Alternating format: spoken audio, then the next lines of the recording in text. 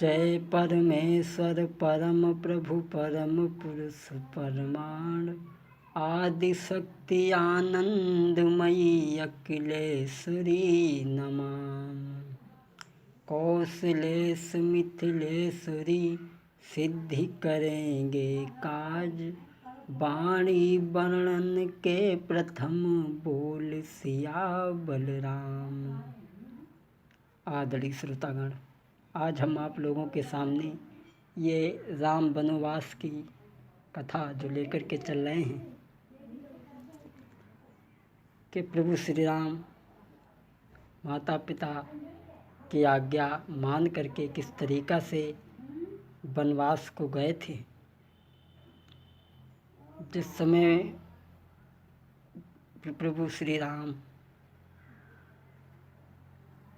जनकपुर से सीता के साथ में विवाह करके लाए हैं अयोध्या में, तो बाबा जी ने लिखा है कि जब से ब्याही राम घर आए, नित नव मंगल मोदु बधाए।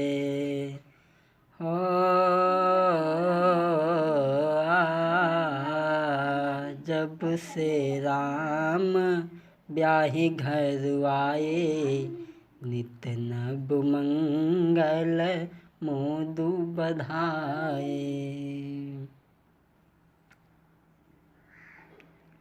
अयोध्या में जब से भगवान विवाह करके आए हैं, सभी नगर के लोग खुशी हैं और बड़े ही चारों तरफ खुशहाली है। घर के लोग बहुत प्रसन्न हैं। घर के ही नहीं बल्कि सारे राज्य में खुशियाँ छाई हुई हैं।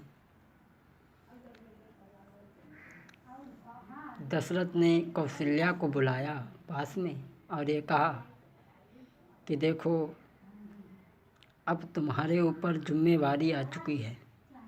जब पराई लड़किनी बहू बनकर के आती है तो बहू के प्रति सास का क्या धर्म है, वो महाराज दशरथ कौशल्या को समझाते हुए बोले। पर लड़किनी बधू घर आवे, राखहि नयन पलक के नाही। पर लड़किनी बधू घर आवे, राखहि नयन पलक के नाही। दशरथ समझा रहे हैं कि पराई लड़की जब बहू बन के आए तो सास का कर्तव्य है कि जैसे आँखों की दीदों की रक्षा करने के लिए पलक तत्पर हमेशा रहते हैं, इसी तरीक़ा से सास को बहू की रक्षा करनी चाहिए। और बहू का भी ये धर्म है, बहू का भी यही धर्म है कि सादर सास ससुर पति पूजा, सादर सास ससुर पति पूजा, यही ते बड़े कर धर्म न दूजा। सादर सास ससुर पति पूजा, सादर सास ससुर पति पूजा, ताते बढ़े कर धर्म न दूजा। बहू का भी यही धर्म है कि अपने माता पिता से बढ़कर के अपने सास ससुर को समझे। लेकिन आज वो बात नहीं है। अगर यही बात घर घर में फैल जाए तो सास और बहुओं का झगड़ा ही ख़त्म हो जाए। लेकिन आज कुछ और है, आज की दशा ही कुछ और है। आज क्या है, सासों से नित उठ कर बहुएं, नित उठ के राज मचाती हैं। घर को सारो काम काज सब बुढ़ियन पे करवाती हैं। आज सास और बहू के बीच में क्या रिश्ता बन चुका है वो तो आप जानते हैं। और ऐसा नहीं, घर को खाना नी को न लागे, होटल को ललचाती हैं। घर को खाना नी को न लागे, होटल को ललचाती हैं। पति से बात तो बाहर गई और उलट राग जमाती हैं। अरे पति से बात तो बाहर गई और उलट राग जमाती हैं। ये महाराज दशरथ ने कौशल्या को समझाया है। और भक्तों बड़े खुश हैं महाराज दशरथ। एक बात बता दूं कि ज़िंदगी के दो पहलू होते हैं, सुख और दुख। न तो कभी दुख रहता है और न तो कभी सुख रहता है। एक दिन दशरथ ने सोचा कि अब तो काफ़ी अवस्था हो गई, हमें भगवान का भजन करना चाहिए, क्योंकि इंसान ज़िंदगी भर यूं ही बिता देता है लेकिन भगवान का भजन नहीं कर पाता है। कल कल करते कल गई, बीत गया सब काल।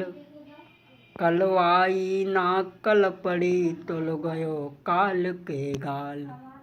तो दशरथ के बाल सफ़ेद हो चुके थे कि बालों ने कहा इशारे में, अब बाल भाव न धरो राजन।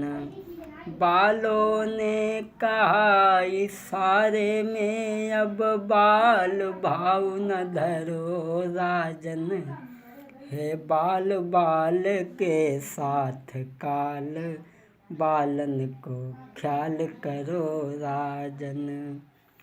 ये दुनिया बैठी कमर कसे, बस चलवे की तैयारी है। जिसकी बारी आ जाती है, वो बिना कही चली देता है।